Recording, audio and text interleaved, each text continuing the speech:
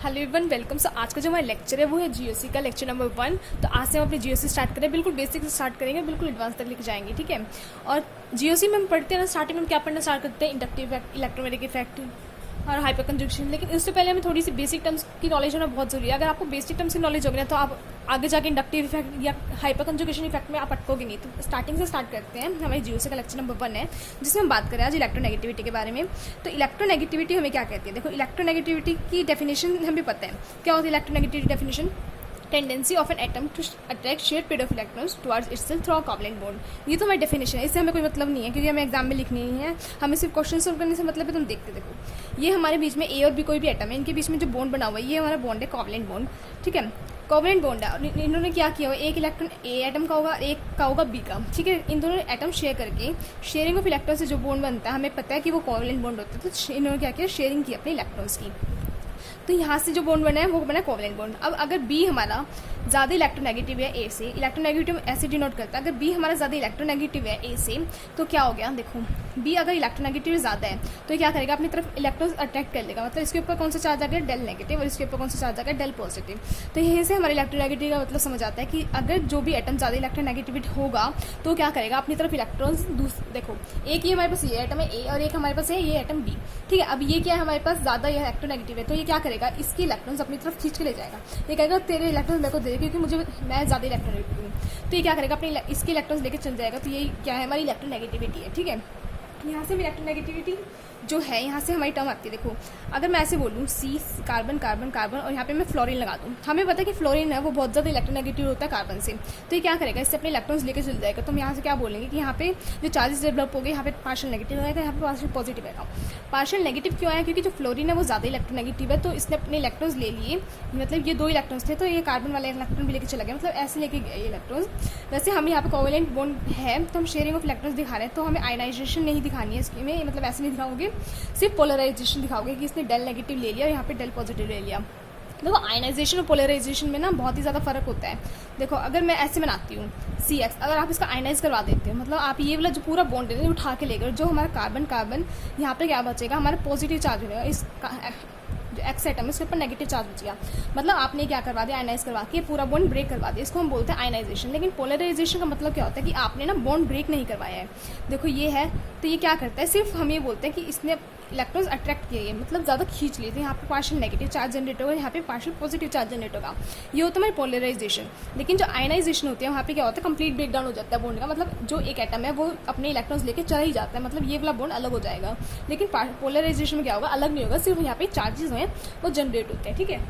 अब हमारे पास होता है कार्बन कार्बन सिंगल बॉन्ड है, मतलब ये है हमारे पास। अब आप इसमें क्या बोलोगे, किसके ऊपर पॉजिटिव चार्ज आएगा पार्शियल, किसके ऊपर पार्शियल नेगेटिव चार्ज आएगा। यहाँ पे हम नहीं बोल सकते, क्यों, क्योंकि यहाँ पे कोई भी इलेक्ट्रोनेगेटिव एलिमेंट है ही नहीं, तो इलेक्ट्रोनेगेटिव डिफरेंस नहीं है, तो कोई इलेक्ट्रोनेगेटिविटी डिफरेंस नहीं है। तो इसलिए हम यहाँ पे नहीं बोल सकते कि इलेक्ट्रोनेगेटिव एलिमेंट कौन सा है, ठीक है। एक ऑर्डर जो आपको याद रखना है वो है N, मतलब हमें जो ऑर्डर याद करना है इलेक्ट्रोनेगेटिविटी ऑर्डर, वो है हमारा F ऑक्सीजन, फिर नाइट्रोजन, फिर कार्बन, हाइड्रोजन। हमें पता है कि इलेक्ट्रोनेगेटिविटी हम ऐसे जाते हैं तो ऐसे इंक्रीज होती है। यहाँ पे hydrogen, carbon, nitrogen, oxygen, fluorine, तो ऐसे ही जा रहे हैं। तो इलेक्ट्रोनेगेटिविटी कैसे होती है, इंक्रीज होते हैं, आपने पीरियोडिक टेबल में पढ़ा होगा।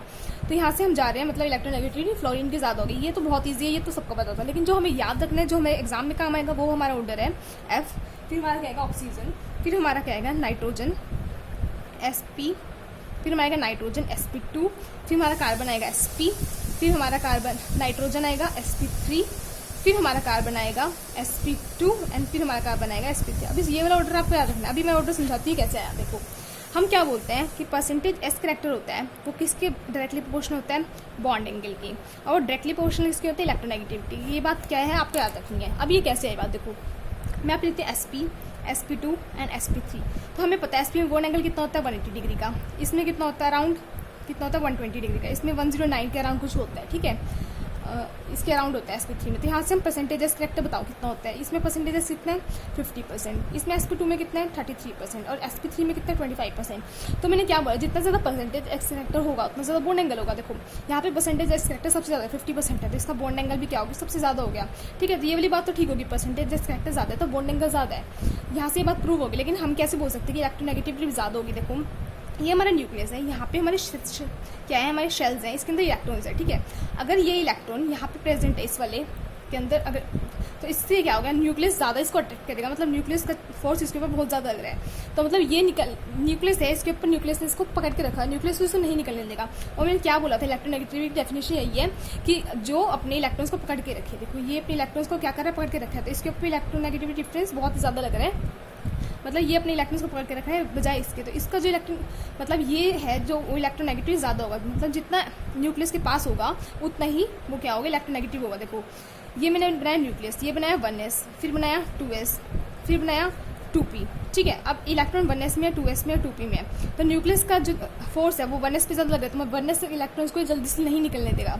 और 2p के इलेक्ट्रॉन्स हम निकालना चाहते हैं तो हम थोड़ा बहुत एनर्जी देकर निकाल सकते हैं, वो बहुत ईजी काम है। लेकिन 1s के इलेक्ट्रॉन्स तो बिल्कुल भी नहीं निकलने देगा, क्योंकि इसके बीच में बहुत ही ज़्यादा फोर्स ऑफ अट्रैक्शन है। तो हमने यहीं से बात बोली, परसेंटेज ज़्यादा है तो इलेक्ट्रोनेगेटिविटी ज़्यादा है। तो यहीं से मैंने आपको ये बोला है कि जो sp है वो ज़्यादा होगा sp2 से, वो ज़्यादा होगा sp3 से। मतलब अगर परसेंटेज का ऑर्डर यही है तो इलेक्ट्रोनेगेटिविटी ऑर्डर भी यही होगा। इलेक्ट्रोनेगेटिविटी का ऑर्डर यही है, तो यहाँ से जो हमारी टर्म आती है sp, ये देखो मैंने यहाँ पे बोला था ना sp का ज़्यादा है, फिर sp2 का sp3 से।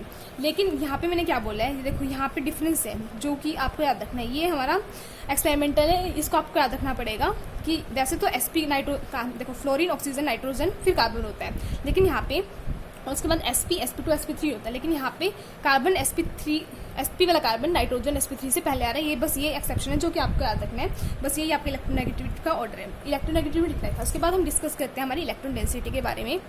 देखो इलेक्ट्रॉन डेंसिटी क्या होती है, किसी भी एटम के ऊपर कितनी ज़्यादा चार्ज प्रेजेंट है, ठीक है। अब देखो हमने ए एटम आना है, इसके ऊपर मैंने क्या लगा दिया, नेगेटिव चार्ज लगा दिया। इसके ऊपर नेगेटिव चार्ज मतलब क्या कह रहा है, देखो मैं फ्लोरीन के ऊपर अगर नेगेटिव चार्ज लगाती हूँ, इसका मतलब क्या है, फ्लोरीन के पास खुद के तो एटम्स हैं और ये क्या है, इसके ऊपर चार्ज है, मतलब इसके पास और भी एक्स्ट्रा इलेक्ट्रॉन्स है। तो मैं क्या बोल रहे हैं, अगर इलेक्ट्रॉन्स इसके पास ज़्यादा हैं तो हम क्या बोल सकते हैं, इलेक्ट्रॉन डेंसिटी भी उस एटम के पास बहुत ही ज़्यादा होगी। जितने ज़्यादा इलेक्ट्रॉन्स होंगे उतनी ज़्यादा इलेक्ट्रॉन डेंसिटी होगी हमारी किसी भी एटम के पास। अब देखो मैंने कोई भी ए एटम ले लिया, न्यूट्रल है, इसके ऊपर कोई भी इलेक्ट्रॉन नहीं है, मतलब क्या है, ये न्यूट्रल है, तो इलेक्ट्रॉन डेंसिटी भी इसके ऊपर कितनी होगी, मतलब जीरो ही होगी। कोई न्यूट्रल है, इसके ऊपर कोई इलेक्ट्रॉन डेंसिटी है ही नहीं। अब देखो यहाँ पे ए पॉजिटिव लगा लिया, मतलब ए के ऊपर कौन सा पॉजिटिव चार्ज है। अब इसके पास खुद के पास इलेक्ट्रॉन की कमी है ना, तो हम क्या लिख रहे हैं, इलेक्ट्रॉन की इसके पास खुद के पास कमी है, तो इलेक्ट्रॉन डेंसिटी भी क्या होगी, उसके पास कम होगी। मतलब इलेक्ट्रॉन को आप इलेक्ट्रॉन डेंसिटी से देख लेना कि अगर उसके पास इलेक्ट्रॉन की कमी है तो वहाँ पे इलेक्ट्रॉन डेंसिटी भी बहुत ही ज़्यादा कम हो जाएगी, क्योंकि उसके ऊपर क्या है, पॉजिटिव चार्ज है। एग्जांपल में आप मान सकते हो कि सोडियम है, उसके ऊपर पॉजिटिव चार्ज है, क्योंकि सोडियम में कितने होते हैं, 11 इलेक्ट्रॉन्स होते हैं। लेकिन ये क्या करता है, अपना एक इलेक्ट्रॉन दे देता है, तो इसके ऊपर क्या जनरेट हो जाता है, पॉजिटिव चार्ज जनरेट हो जाता है।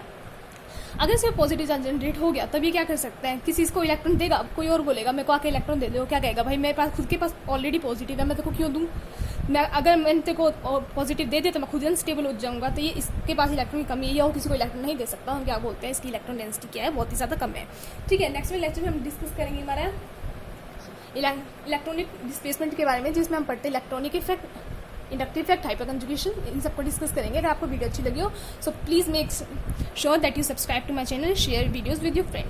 Thank you so much for watching.